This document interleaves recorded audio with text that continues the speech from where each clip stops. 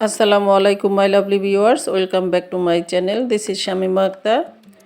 আমার চ্যানেলে সবাইকে আরও একবার শুভেচ্ছা জানিয়ে শুরু করছি আজকে নতুন একটি রেসিপি। আর আমি আজকে তৈরি করে দেখাবো মাত্র 2টো ডিম দিয়ে স্পঞ্জ চকলেট কেক। আশা করছি আমার আজকের এই চকলেট কেকের রেসিপিটি আপনাদের কাছে অনেক ভালো লাগবে। তো চলুন কিভাবে তৈরি করলাম সেটি শেয়ার করে নিচ্ছি।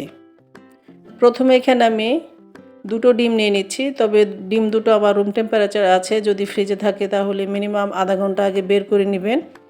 এরপর এরকম একটি ছাঁকনির সাহায্যে আমি ডিমের সাদা অংশ এবং হলুদ অংশটাকে আলাদা করে নিয়ে নিচ্ছি। আপনারা চাইলে 2টো ডিম ভেঙে নিয়েও হলুদ অংশটাকে আলাদা করে নিয়ে নিতে পারেন, তবে আমি এভাবেই নিয়ে নিচ্ছি। তো হলুদ অংশগুলো আলাদা করে নেওয়া হয়ে গিয়েছে। এখন আমি সাদা অংশগুলোকে বিট করে নিব। আমি একটি ইলেকট্রিক বিটারের সাহায্যে এভাবে মিডিয়াম টু লো স্পিডে বিট করে নিয়ে নিচ্ছি। 1 থেকে 1.5 মিনিটের পর বিট করে নেওয়ার পর এখন আমি এখানে হাফ কাপ পরিমাণ চিনি অ্যাড করে দিব, তবে চিনিটা আমি একসঙ্গে দিব না, আমি 3বারে এই চিনিটাকে অ্যাড করে দিয়ে দিচ্ছি।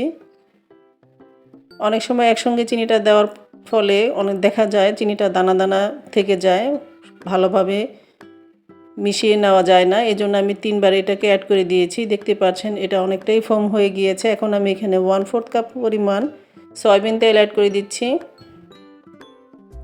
চাইলে এখানে আপনারা মেল্টেড বাটারটাও ইউজ করতে পারেন। তেলটা আমি দেওয়ার পর 1 মিনিটের মতো বিট করে নিয়েছি। এখন আমি হলুদ অংশটাকে দিয়ে দিচ্ছি। এভাবে এক এক করে হলুদ অংশগুলো দিয়ে আরও 30 সেকেন্ডের মতো আমি বিট করে নিয়ে নিচ্ছি। এখন আমি এখানে 1 টিস্পুন পরিমাণ ভ্যানিলা এসেন্স দিয়ে দিচ্ছি। চাইলে এখানে আপনারা চকলেট এসেন্সটাও দিয়ে দিতে পারেন, সেক্ষেত্রে টেস্টটা আরও ভালো আসবে। এরপর আমি আরও 30 সেকেন্ড এটাকে বিট করে নিয়েছি। এখন আমার বিটের কাজ শেষ। শুকনো ইনগ্রিডিয়েন্টস আমি এখন অ্যাড করে দেবো, এর জন্য আমি বাটির উপর একটি চালনি নিয়ে নিলাম। দিয়ে দিলাম হাফ কাপ পরিমাণ ময়দা, হাফ টিস্পুন দিয়ে দিচ্ছি বেকিং পাউডার, আর 2 টেবিল চামচ দিয়ে দিলাম কোকো পাউডার। আমি এখানে মালয়েশিয়ান ব্র্যান্ডের কোকো পাউডার ইউজ করেছি, চেষ্টা করবেন ভালো ব্র্যান্ডের কোকো পাউডারটা ইউজ করার জন্য। আর 1/4 টিস্পুন পরিমাণ লবণ দিয়ে এখন আমি সব কিছু ভালো মতো চেলে নিয়ে নিচ্ছি। অবশিষ্ট অংশটাকে ফেলে দিয়ে এখন আমি এটাকে ভালো মতো মিশিয়ে নিয়ে নিচ্ছি। আমি একটি স্প্যাচুলার সাহায্যে এটাকে আস্তে আস্তে করে মিশিয়ে নিব। আর খেয়াল রাখবেন যেন ফোমটা পুরোপুরি নষ্ট না হয়ে যায়। জোরে জোরে মিশিয়ে নেওয়ার কোনো প্রয়োজন নেই। আমি 1/4 কাপ পরিমাণ লিকুইড দুধ দিয়েছি। দুধটাকে আমি আগে থেকে জাল করে ঠান্ডা করে রেখেছিলাম, সেটা দিয়ে দিলাম। তারপর ভালো মতো এটাকে মিশিয়ে নিয়ে নিলাম। দেখতেই পাচ্ছেন ব্যাটারটা আমার একদম রেডি। এখন আমি এরকম একটি রাউন্ড শেপের কেক মোল্ড নিয়ে নিয়েছি, আর চারপাশে তেল ব্রাশ করে মাঝখানে একটি বেকিং পেপার দিয়ে দিলাম। তারপর আমি উপর থেকে এখন ব্যাটারটাকে এখানে দিয়ে দিচ্ছি। তো সম্পূর্ণ ব্যাটারটা আমার ঢেলে নেওয়া হয়ে গিয়েছে।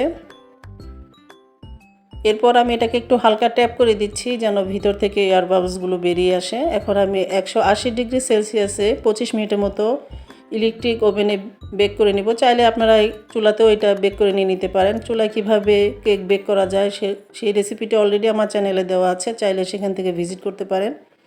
তারপর আমি এটাকে পুরোপুরি ঠান্ডা করে কেকটাকে এখন আমি মোল্ড আউট করে নিব। তার আগে আমি একটু চারপাশ থেকে একটু ছাড়িয়ে নিলাম। তো কেকটাকে আমি মোল্ড আউট করে নিয়েছি, আর খুব স্মুথলি আমার কেকটা হয়ে গিয়েছে। দেখতেই পাচ্ছেন কেকটা এতটা স্পঞ্জি আর এতটা সফট হয়েছে, বাসায় আপনারা তৈরি করলেই বুঝতে পারবেন। তো আমি আজকে এভাবেই কেকটাকে সার্ভ করব। চাইলে আপনারা এই কেকটাকে হুইপ ক্রিম দিয়েও সার্ভ করে নিয়ে নিতে পারেন।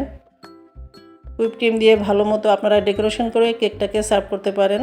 তো আমি এভাবে আজকে সার্ভ করে নিয়ে নিচ্ছি। এভাবে করে আপনারা বাসায় খুব সুন্দরভাবে চকলেট স্পঞ্জ কেক তৈরি করে নিতে পারেন।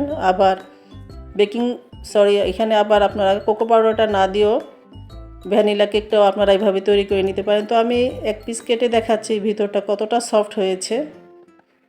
দেখতেই পাচ্ছেন খুবই স্মুথলি আমার কেকটা এতটা সুন্দর সফট হয়েছে, দেখেই বোঝা যাচ্ছে। ব্যাস তৈরি হয়ে গেল আমার দারুণ মজার স্পঞ্জ চকলেট কেক, তাও আবার মাত্র 2টো ডিম দিয়ে। আশা করছি আজকের রেসিপিটি আপনাদের কাছে ভালো লেগেছে। ভালো লাগলে অবশ্যই একটি লাইক দিয়ে দিবেন, আর ফ্রেন্ডস অ্যান্ড ফ্যামিলির সাথে শেয়ার করবেন। আজ এ পর্যন্তই। ভালো থাকবেন, সুস্থ থাকবেন। আল্লাহ হাফেজ।